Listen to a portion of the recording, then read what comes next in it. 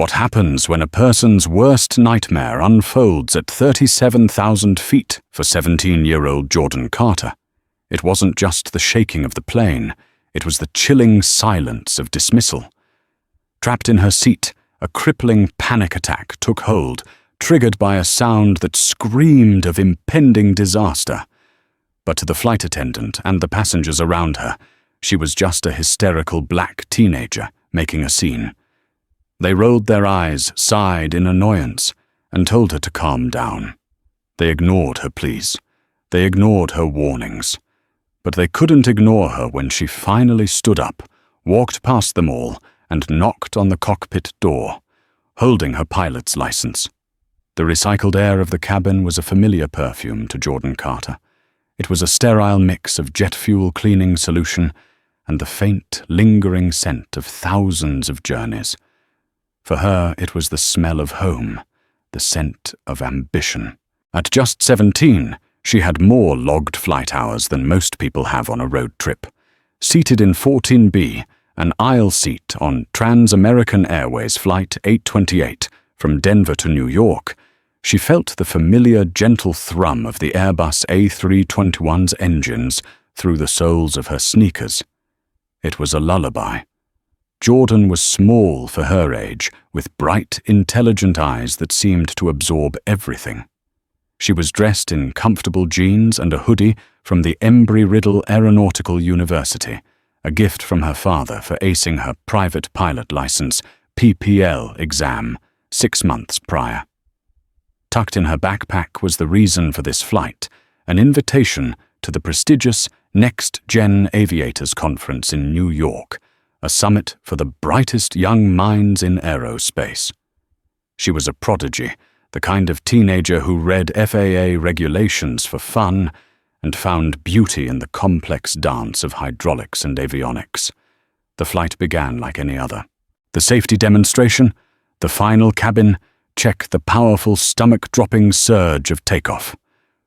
Jordan watched the patchwork of Denver's suburbs shrink below a familiar thrill bubbling in her chest.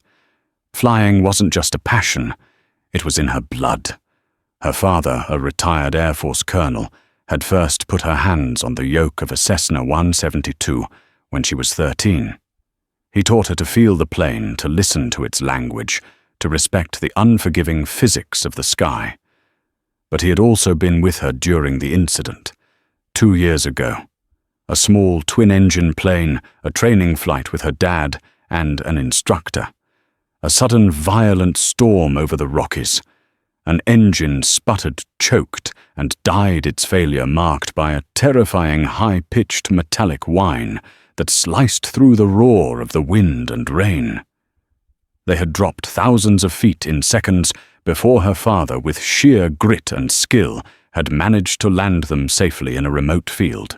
No one was seriously injured, but the sound, that shriek of dying metal, had etched itself into the deepest parts of her mind. It was a scar on her otherwise pristine love for the sky. She'd gone through therapy, countless hours of simulator training, and had pushed through it to get her license. She was fine. Mostly. The woman in the window seat, 14A, introduced herself with a clipped, dismissive tone.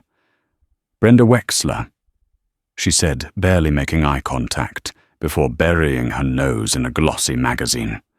She was in her late 50s, immaculately dressed in a cream-colored pantsuit, her face a mask of bored entitlement.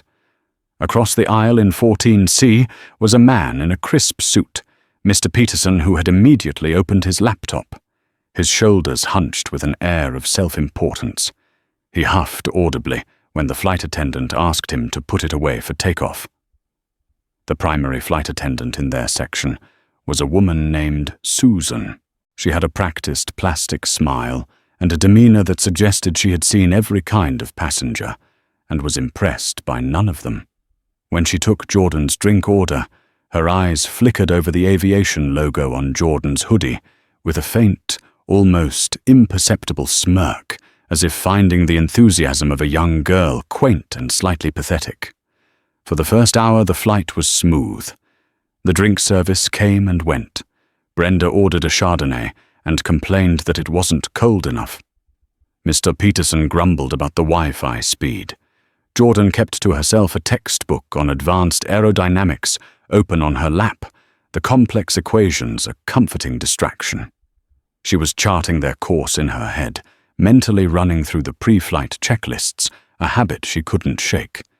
She noted the slight adjustments in engine pitch, the gentle corrections of the autopilot. Everything was nominal. Everything was perfect. Until it wasn't. It started subtly, a change in the engine's hum, a vibration low and deep that felt different from standard turbulence. It was a rhythmic, dissonant pulse that ran up Jordan's spine. Most passengers wouldn't have noticed. Brenda didn't look up from her magazine. Mr. Peterson's typing didn't slow. But Jordan's entire body went rigid. Her ears, trained by hundreds of hours of listening to the symphony of an aircraft focused on the sound coming from the left side of the plane. The port engine. She closed her eyes, trying to isolate it. It was a faint, grinding noise, almost imperceptible under the roar. Her heart began to beat a little faster. It's nothing, she told herself, just a harmonic imbalance. The system will correct it. But it didn't correct. The vibration grew stronger, and then piercing through the cabin's white noise came the sound. A high-pitched metallic whine. It was fainter than the one from 2 years ago, but it was the same note, the same terrifying key. The sound of metal under stress, the sound of failure. The carefully constructed walls around her trauma began to crumble. The cabin air suddenly felt thick and suffocating. The calm, familiar hum of the engines was gone, replaced by a prelude to disaster. Her carefully controlled world, once as wide as the sky, was now shrinking to the confines of seat 14B, and she was falling. The whine sharpened a needle of sound, drilling directly into Jordan's memory. Suddenly, she wasn't in an Airbus at 37,000 feet. She was back in that tiny cockpit rain, lashing against the plexiglass, the world outside a grey, swirling vortex. She could feel the sickening lurch of the aircraft dropping, see the terror in the instructor's eyes, hear her father's voice, tight and controlled, shouting commands. Her own breath caught in her chest. A cold sweat beaded on her forehead, her knuckles turning white as she gripped the armrests. The pages of her aerodynamics textbook blurred. The equations that had been a comfort just moments before now seemed like a foreign language. Her meticulously organized mind, her greatest asset, was dissolving into chaos. Breathe, Jordan. Just breathe. Analyze. Don't panic. She tried to force her training to the forefront. What could it be? A compressor blade issue. An oil pressure drop. The vibration was rhythmic, a consistent thumping that she could now feel through the floor. It was a symptom of a significant imbalance in the engine's rotating assembly. This wasn't turbulence. This was mechanical. Brenda Wexler finally noticed her. She glanced over her lip, curling in distaste. "Are you all right, dear?" she asked, her tone laced with annoyance rather than concern. "You're shaking the entire row." Jordan couldn't form words. Her throat was tight, her heart hammering against her ribs like a trapped bird. She shook her head, her eyes wide, with a fear that was primal and all-consuming. "Well, for heaven's sake, if you're afraid of flying, perhaps you should have taken a bus." Brenda sniffed, turning back to her magazine with a dismissive flick of the page. The casual cruelty of the comment barely registered. Jordan's world had narrowed to the sound, the vibration, and the suffocating certainty that something was terribly wrong. She fumbled for the call button above her head, her finger trembling as she pressed it. The small light illuminated a silent scream for help in the indifferent cabin. Her breathing was becoming ragged short, shallow gasps. She knew the signs. Hypoxia.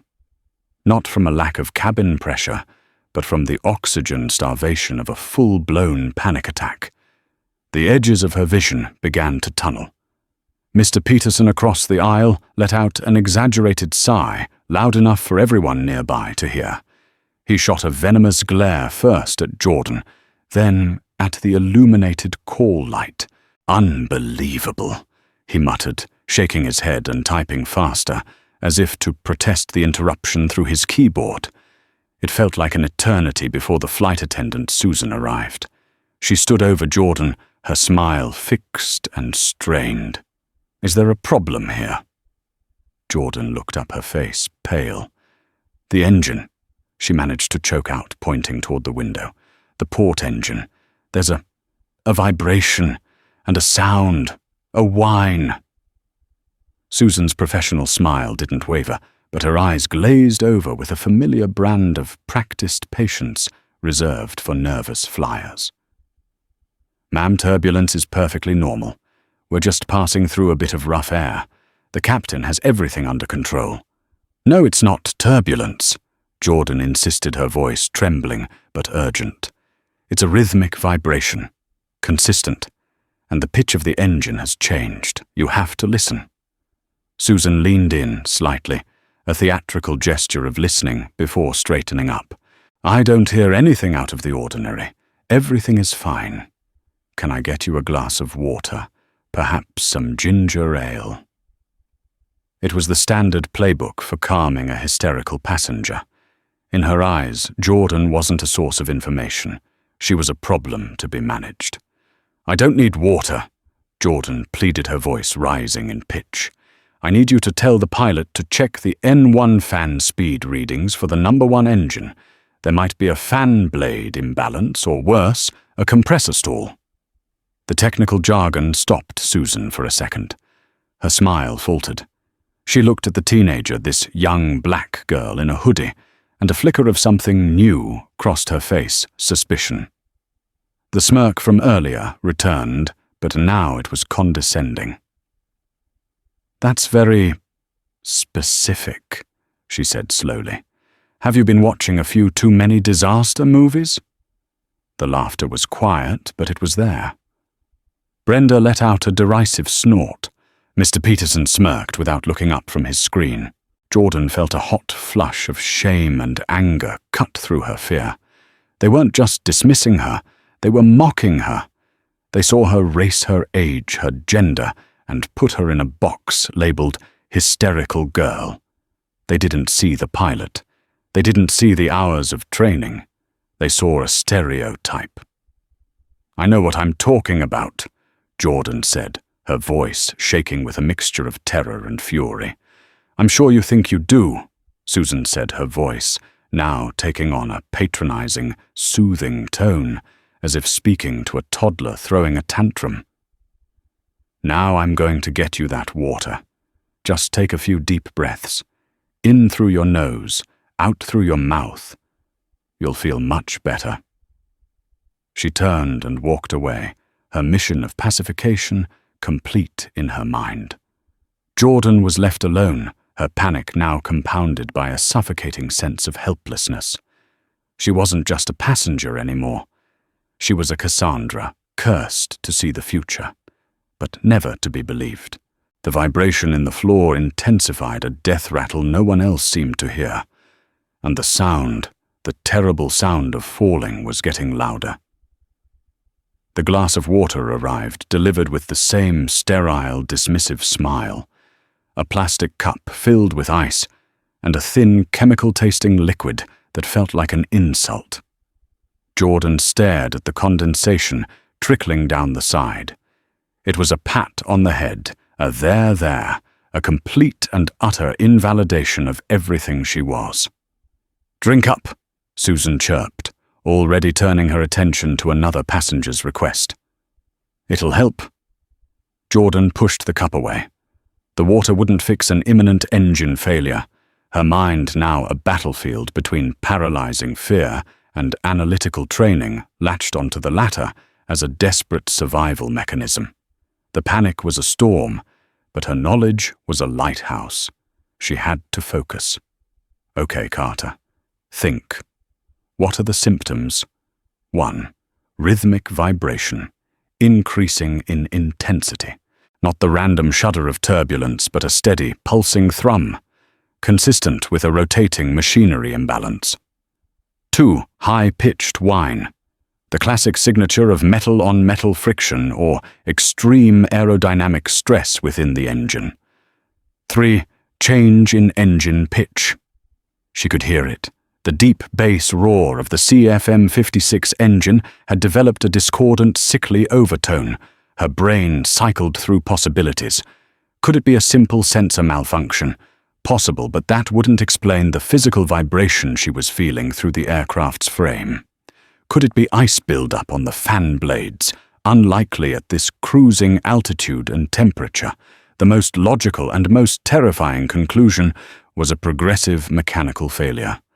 A fan blade could have developed a fracture. At thousands of RPM, even a small imbalance could tear an engine apart. "Would you please stop jiggling your leg?" Brenda snapped from the window seat. "You're making me nauseous." Jordan looked down and realized her leg was bouncing uncontrollably, a physical manifestation of her spiraling anxiety.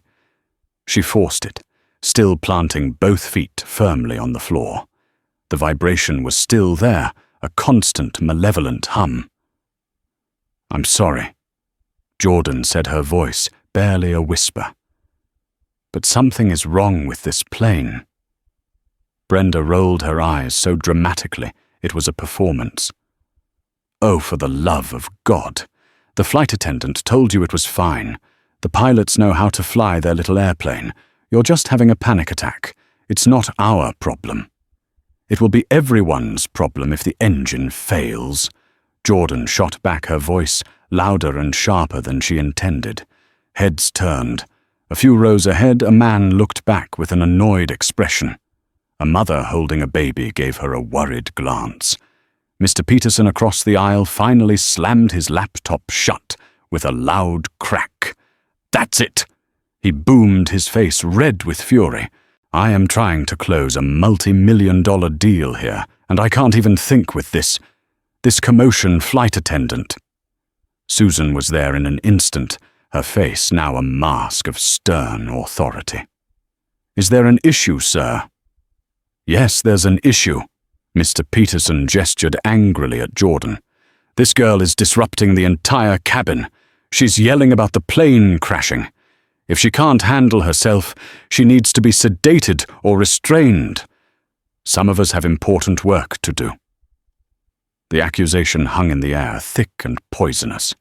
Restrained. The word hit Jordan like a physical blow. They were painting her as unhinged, dangerous. Susan turned to Jordan, her eyes cold. The pretense of empathy was gone. "Ma'am, I am not going to warn you again. You are creating a disturbance. You are making other passengers uncomfortable and causing a safety issue. I need you to remain quiet for the rest of this flight. Am I understood?" It was a conspiracy of silence, an unspoken agreement among the adults in charge to label her the problem. Her valid experience-based fears were being twisted into adolescent hysterics. They had created a narrative she was the crazy girl, and they were the sane, rational passengers suffering her meltdown. Desperation clawed at her. "I have a pilot's license." She said the words, tumbling out. "I've studied this. I've trained in simulators. I'm telling you that sound is not normal." This was her last card, her appeal to a shared understanding of the sky. It was a mistake. Brenda Wexler let out a short, barking laugh. "Oh, that's rich. A pilot's license. At your age, did you get it out of a cereal box?" Even Susan's stern facade cracked into a smirk. "A pilot's license. That's nice, dear. My nephew has a very realistic video game, too. Now that's the last I want to hear of it." The dismissal was absolute. They had not only ignored her warning, they had mocked her greatest accomplishment, the very core of her identity. The last embers of her hope of being heard died out. She was utterly, terrifyingly alone. She shrank back into her seat, wrapping her arms around herself. The vibration seemed to mock her, growing stronger with each passing minute. The whine was a constant siren song of disaster in her ears. She looked out the window past Brenda's annoyed silhouette at the brilliant, sunlit wing. It looked so serene, so powerful, slicing effortlessly through the thin air. But Jordan knew the truth. Inside the sleek nacelle of the #1 engine, a monster was waking up, and she was the only one who could hear it roar. The next 20 minutes were a special kind of hell. Jordan sat in a state of hyper-vigilant terror, trapped in a bubble of silence imposed by the hostile passengers and crew around her. She tried to regulate her breathing to push down the panic, but her body was a taut wire of anxiety. Every slight dip of the plane, every normal creak of the fuselage sent a fresh jolt of adrenaline through her veins. She watched Susan walk up and down the aisle, smiling at other passengers, refilling coffee cups, her demeanor a perfect picture of normalcy. It was surreal.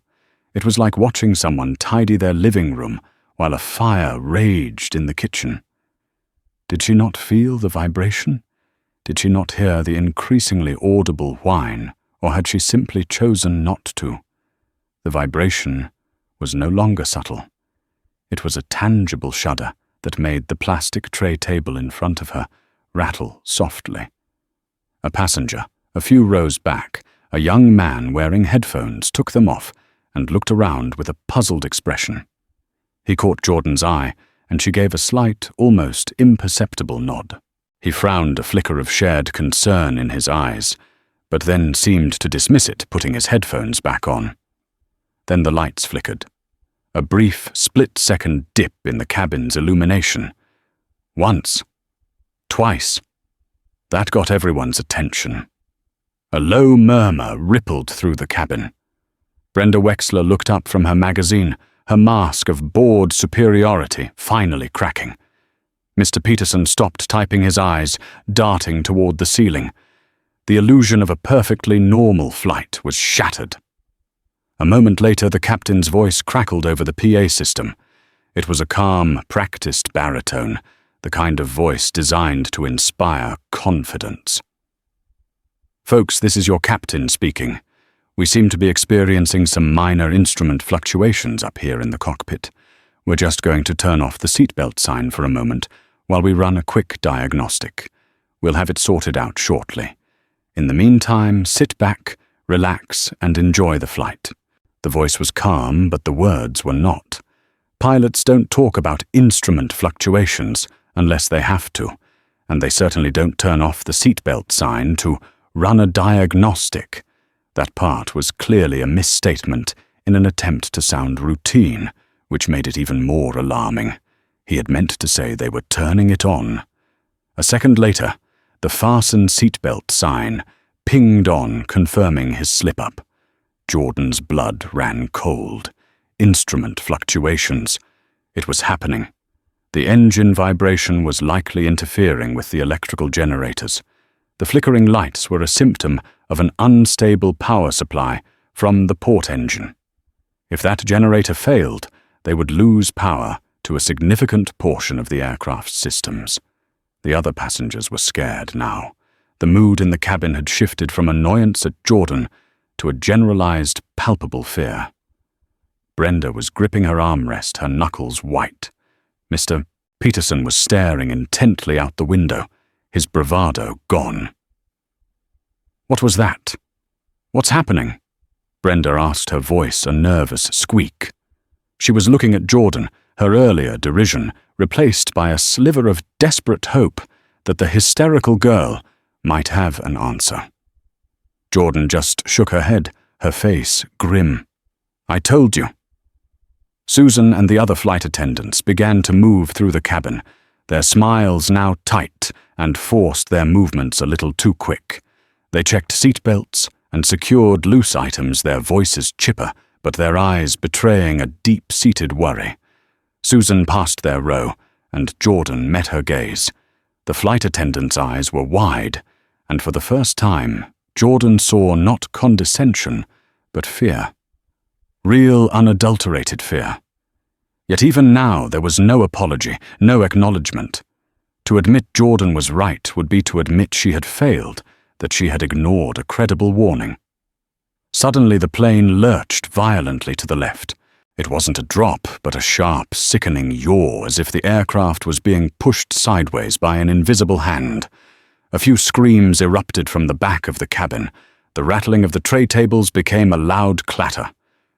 Jordan knew instantly what it was. Asymmetric thrust. The port engine was losing power. To compensate and keep the plane flying straight, the autopilot was applying heavy rudder, causing the yaw. The pilots were fighting the plane.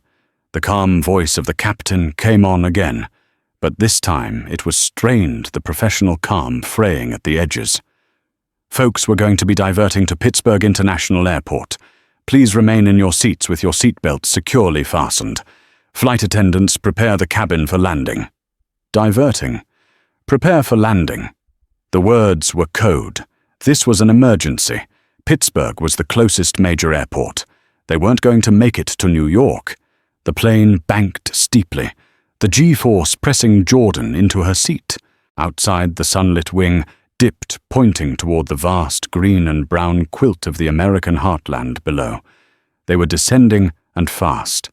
The panic in the cabin escalated into quiet, controlled chaos. People were praying, others were making hushed phone calls, trying to send a final message.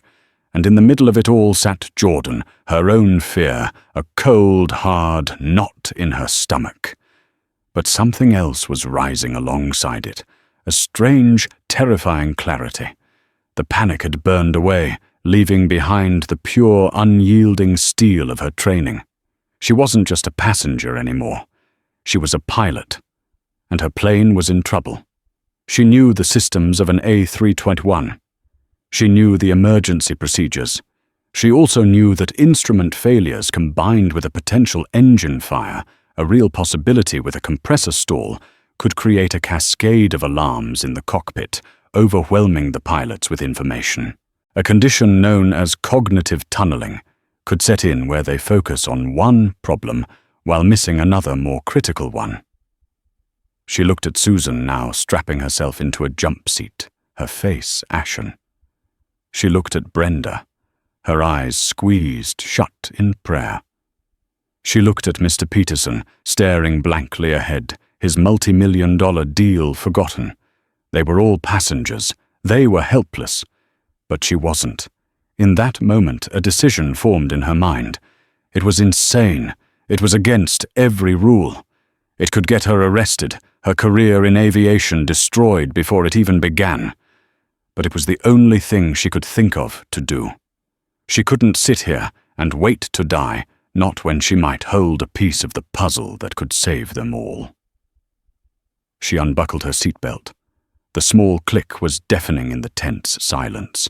The click of the metal latch releasing echoed in the small space around seat 410B. It was a sound of finality, of a line being crossed. Brenda's eyes snapped open wide with disbelief and fresh terror. "What in God's name are you doing? He said to stay seated." Jordan didn't answer. She stood up, her legs surprisingly steady in the vibrating cabin. The plane was still in a controlled but rapid descent. Standing was difficult, requiring her to brace against the seat in front of her. Every instinct, every rule she had ever learned screamed at her to sit down, strap in, and trust the crew. But a deeper instinct, the one her father had instilled in her, the pilot's instinct, was screaming louder. Her objective was clear and terrifying: the cockpit. She knew the protocol. The cockpit door was reinforced, locked, and bulletproof. It couldn't be opened from the outside during flight. Her only hope was to convince the flight attendant to use the intercom to relay a message so specific and so accurate that the pilots would have no choice but to listen. She took a deep breath, steadying herself, and turned to face the aisle. Her movement drew immediate attention. Gasps rippled through the nearby rows. To the other passengers gripped by the fear of an emergency landing, her actions were pure insanity. She was a rogue element in a situation that demanded absolute compliance. Susan, strapped into her jump seat near the galley, saw her, and her eyes widened in a mixture of fury and panic. "Ma'am, get back in your seat now," she yelled, her voice straining to be heard over the groaning of the airframe. Jordan ignored her. She started moving forward, her steps careful and deliberate, one hand on the seatbacks for balance. The plane lurched again, and she stumbled, catching herself on an armrest. "Somebody stop her!" a man shouted from a few rows back. Mr. Peterson, who had been frozen in fear, was suddenly galvanized into action. He saw not a potential savior, but the hysterical girl from before, now completely unhinged and endangering them all.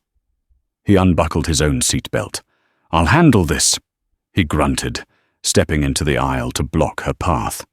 He was a big man, broad-shouldered and imposing. He stood in front of her, his face a mask of righteous anger. "Sit down," he commanded, his voice low and threatening. Jordan looked up at him, her heart pounding. This was the moment, the point of no return.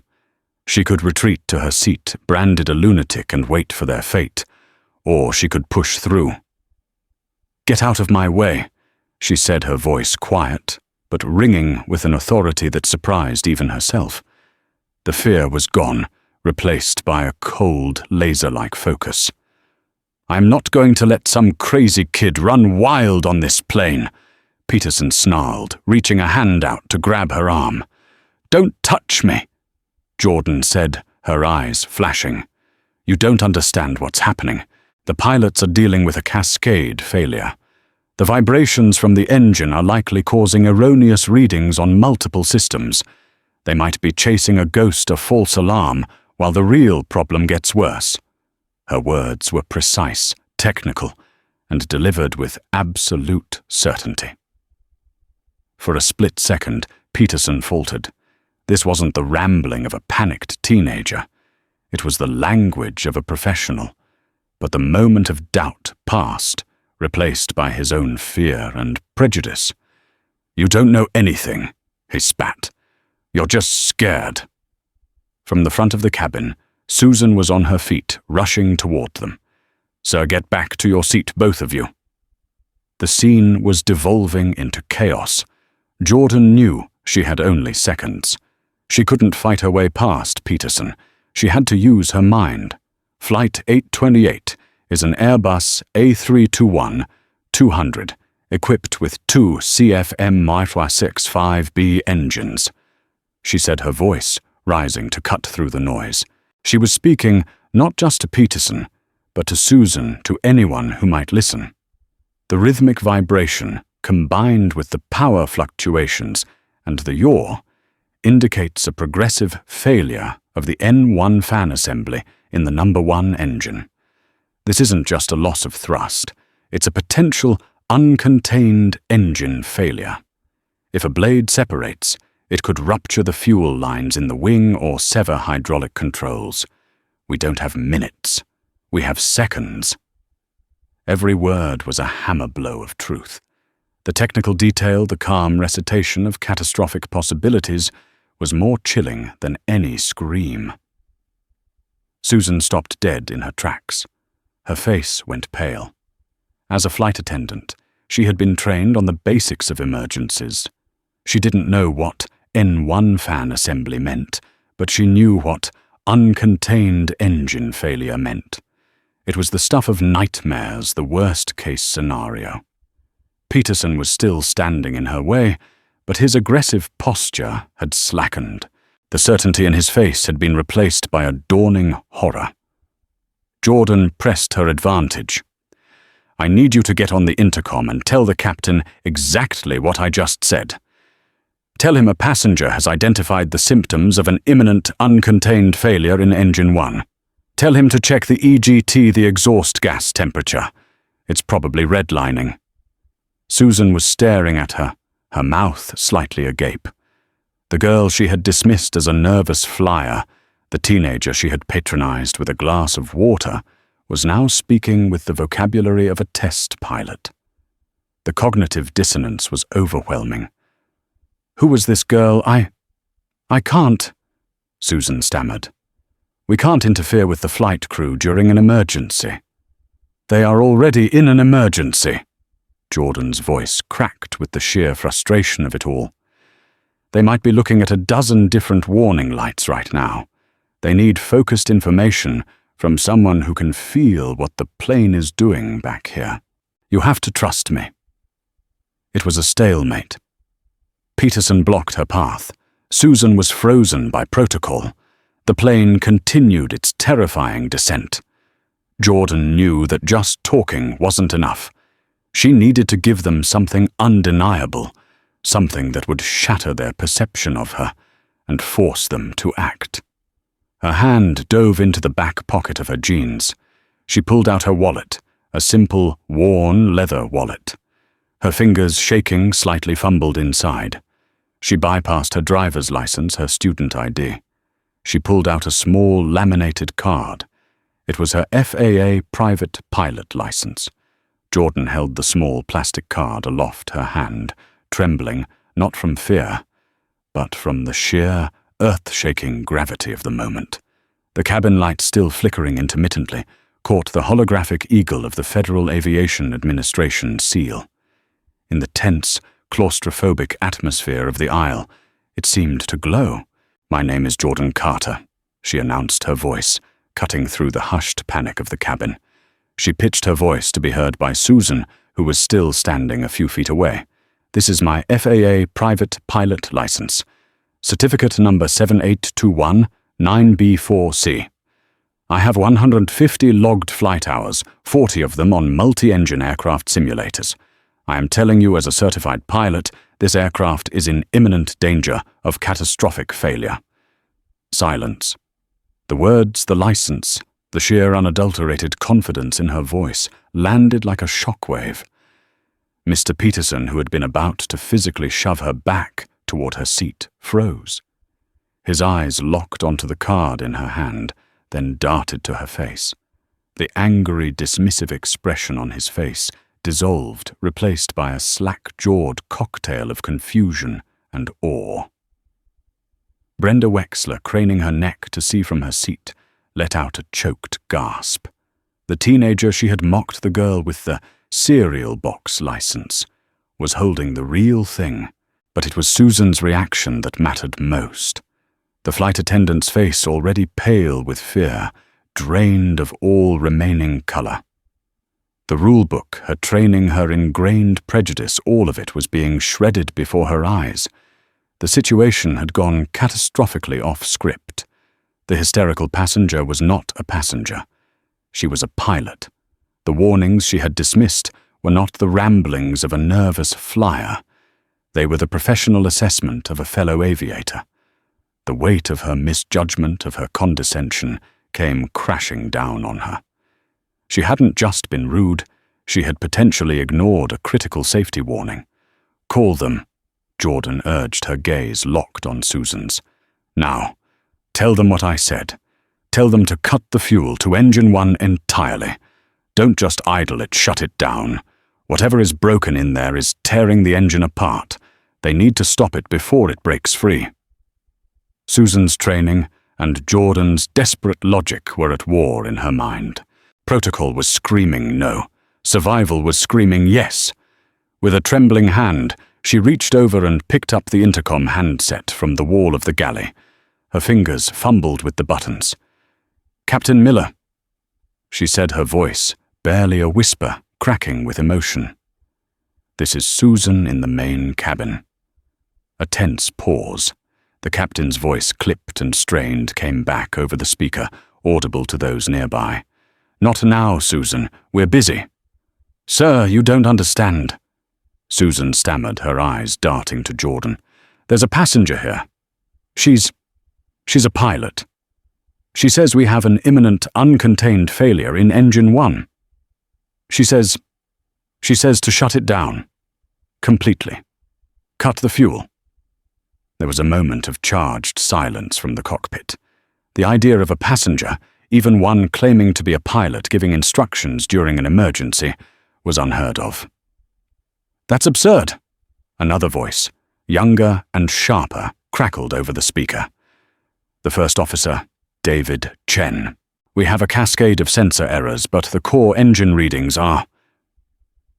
Suddenly, a new sound filled the cabin, a loud, violent bang, followed by a horrific, grinding screech of tortured metal. The entire plane shuddered violently, throwing Jordan against Peterson, who instinctively grabbed her to keep them both from falling. The lights went out completely for 2 terrifying seconds before the emergency battery-powered lights flickered on, casting the cabin in an eerie, dim glow. Screams erupted throughout the plane. The grinding noise from outside was deafening. "Mayday! Mayday! Mayday!" The captain's voice boomed over the PA, no longer calm, but filled with the raw adrenaline of a man staring into the abyss. Transamerican 828. We have a fire and failure of engine number 1. I repeat, engine fire and catastrophic failure. We are declaring an emergency. The confirmation of her worst fears sent a fresh spike of terror through Jordan, but her resolve hardened. They were out of time. "He sees the fire now," Jordan yelled at Susan over the din. "The failure is happening. Tell him the fire suppression system might not be enough if the engine is still rotating. They have to cut the fuel and pull the fire handle now." Susan, tears streaming down her face, relayed the message, her voice choked with panic. "Captain," she says, "cut the fuel. Pull the fire handle." There was no response, only the sickening sound of the dying engine and the continued violent shuddering of the airframe. The pilots were likely wrestling with the controls, fighting the massive drag from the failed engine and the asymmetric thrust. Jordan knew she couldn't wait. She pushed past the stunned Mr. Peterson, who offered no resistance, and lunged for the intercom handset, herself ripping it from Susan's hand. She pressed the button. "Captain Miller, First Officer Chen. This is Pilot Jordan Carter. I am in the main cabin. Your engine is tearing itself from the pylon. I can see the metal peeling back. Shut it down, or you will lose all hydraulic control on the left wing when it separates." Her words were clear, concise, and utterly devoid of panic. It was a pilot-to-pilot communication. She wasn't a passenger anymore. She was part of the crew. There was a beat of silence. Then the captain's voice, grim and decisive. "Susan, get her up here." The cabin fell silent again. The only sounds, the wail of the alarms and the roar of the single good engine. "Get her up here." It was a command that broke dozens of federal regulations. But in that moment, the rules didn't matter. Only survival did. Susan stared at Jordan, then at the cockpit door. With a nod, she moved to the secure keypad next to the door. She punched in a code. A buzzer sounded. "Captain," she said into the intercom, "I'm bringing her in." The heavy lock on the cockpit door clicked open. Stepping through the cockpit door was like entering the heart of the storm. The small space was a cacophony of alarms, a shrill repeating chime, a synthesized voice barking, "Engine 1 fire," and the urgent staccato of a master warning light. The dim red-lit interior was a stark contrast to the bright daylight, visible through the windows. Directly ahead, the world was tilted at a precarious angle as the plane continued its descent. Captain Robert Miller, a man in his late 50s with graying temples and lines of immense stress etched around his eyes, was wrestling with the yoke. His knuckles were white. The first officer, David Chen Younger, and his face beaded with sweat, was rapidly flipping switches on the overhead panel, his hands a blur of motion. They both glanced back as Jordan entered, their eyes wide. For a moment they saw what everyone else had seen, a terrified teenage girl. But then they saw the look on her face, the intense focus, the unnerving calm, and their expressions shifted. "You're Carter," Captain Miller grunted, his voice strained as he fought to keep the plane stable. The aircraft was trying to roll to the left, pulled by the dead weight and drag of the destroyed engine. "Yes, Captain," Jordan said, her eyes immediately scanning the instrument panel, the glass cockpit displays that were her native language. She saw it all in a flash. The number 1 engine gauges were a Christmas tree of red warnings. EGT was off the charts. N1 rotation speed was 0. Oil pressure was gone. And most critically, multiple hydraulic system warnings were lit up. "We've pulled the fire handle and discharged the first bottle. Fire warning is still active," Chen reported, his voice tight. "We're losing hydraulic pressure in the green and yellow systems." The engine separation must have severed the lines. Jordan said, her voice steady. She pointed to the primary flight display. "Sir, you're fighting the rudder trim. The autopilot is trying to compensate, but it's putting too much stress on the vertical stabilizer. Disconnect it and fly the plane by hand. You'll have a better feel for it." Miller's eyes widened slightly. The girl was right. In the chaos, he'd been fighting the automation. He clicked a red button on his yoke, and the plane shuddered as the autopilot disengaged. He immediately had to apply heavy pressure on the right rudder pedal to keep the nose straight. "She's flying like a pig," he muttered. "We need to discharge the second fire bottle," Chen said. "Wait," Jordan interjected. They both looked at her. "The fire warning is still on, but is there any secondary indication? Is the fuselage temperature rising? Any smoke in the cabin?" Susan, standing terrified by the doorway, shook her head. "No smoke." "Then it might be a false positive," Jordan reasoned, her mind working at lightning speed. The fire could have destroyed the sensors, leaving the warning light on, even if the fire is out. The second bottle is our last resort. If there's another fire on landing, we'll need it. Let's not waste it. Miller considered her words for a fraction of a second, then nodded grimly. "She's right. Hold the second bottle. Focus on flying. David, declare the Mayday again. Tell Pittsburgh we have an uncontained failure, and will need the runway cleared and emergency services standing by. Tell them we have compromised hydraulic controls." As Chen got on the radio, Jordan's eyes stayed glued to the instruments. She saw something else, a subtle detail that in their overloaded state the pilots might have missed. The airspeed was dropping too fast. In their effort to descend quickly, they were losing crucial momentum. With the massive drag from the dead engine, their stall speed would be higher than normal. "Captain, your airspeed," she said urgently. "You're getting close to stall margin. Increase thrust on engine 2. We need to trade altitude for speed, but not this much. Level her out a bit, and let's establish a stable single-engine glide path." Miller glanced at the airspeed indicator, and a flicker of alarm crossed his face. She was right again. He had been so focused on the descent and the rudder that he was letting their energy bleed away. He pushed the throttle forward on the good engine, and the roar from the right side of the plane intensified. The plane stabilized, the terrifying rate of descent lessening into something more controlled, more survivable. For the next 10 minutes, and surreal calm descended upon the cockpit. Jordan stood between the two pilots, not touching anything, but acting as a third set of eyes, a crucial processing unit for the flood of information. She called out airspeeds, cross-referenced checklists, and offered quiet suggestions. She wasn't a teenager anymore. She was a member of the crew, her young voice, a steady, competent presence in the midst of chaos. She had transformed their frantic, reactive struggle into a controlled, proactive emergency management. First Officer Chen, initially skeptical, was now looking at her with undisguised admiration. Captain Miller, while still focused intently on flying the crippled plane, would give her short, appreciative nods. She had earned their respect in the crucible of 30,000 feet.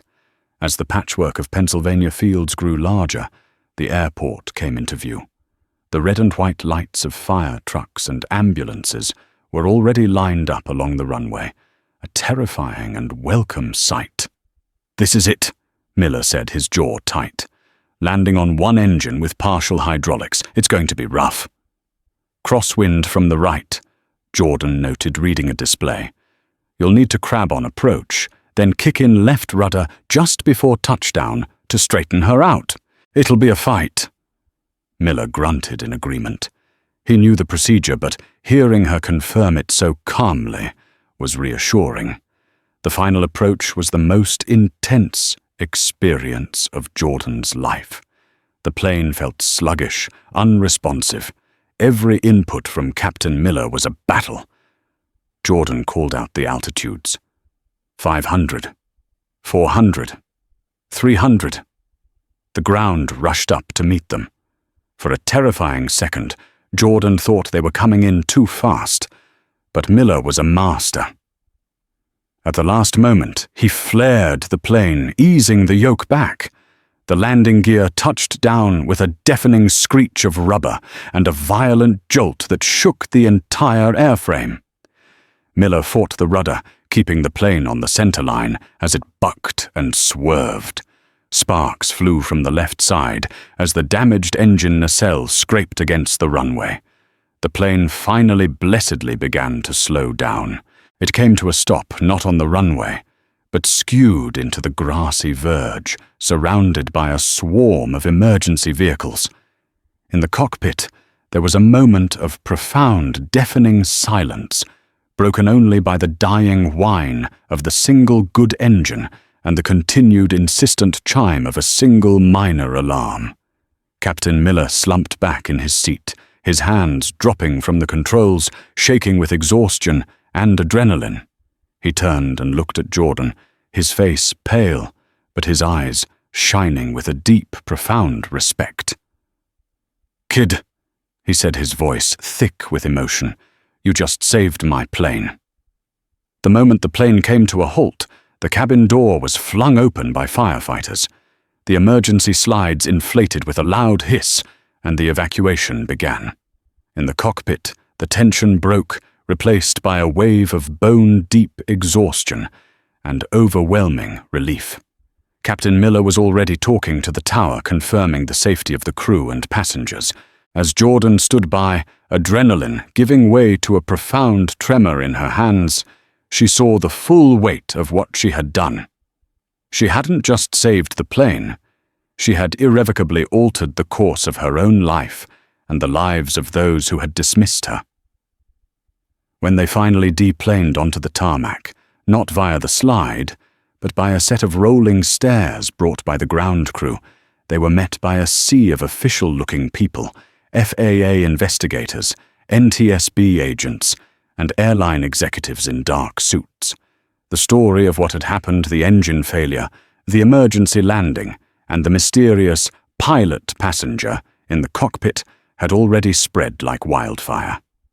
Captain Miller, with First Officer Chen at his side, made a beeline for the lead NTSB investigator, a stern-looking man named Frank Henderson.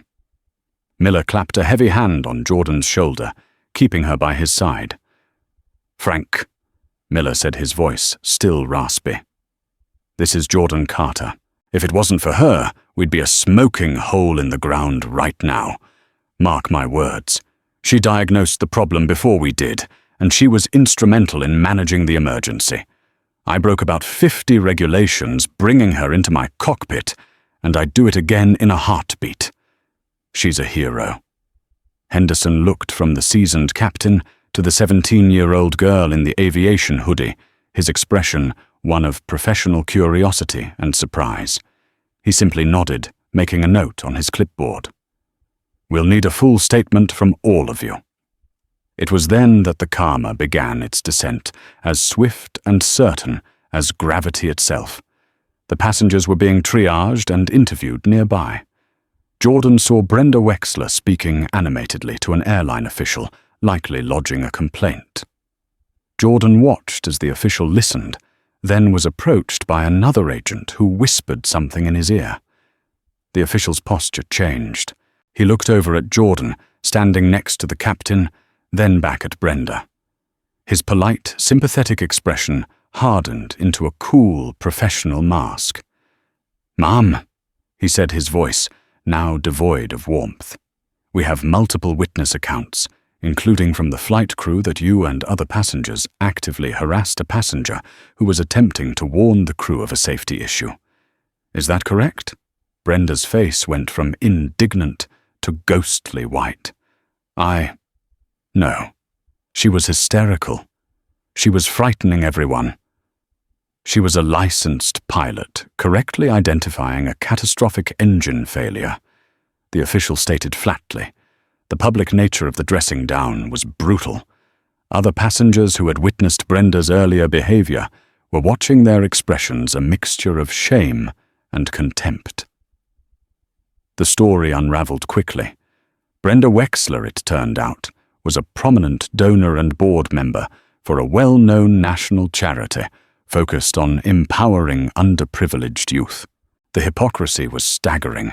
Within a week, after a local news station picked up the story of her behavior on Flight 828, she was asked to resign from the board in disgrace.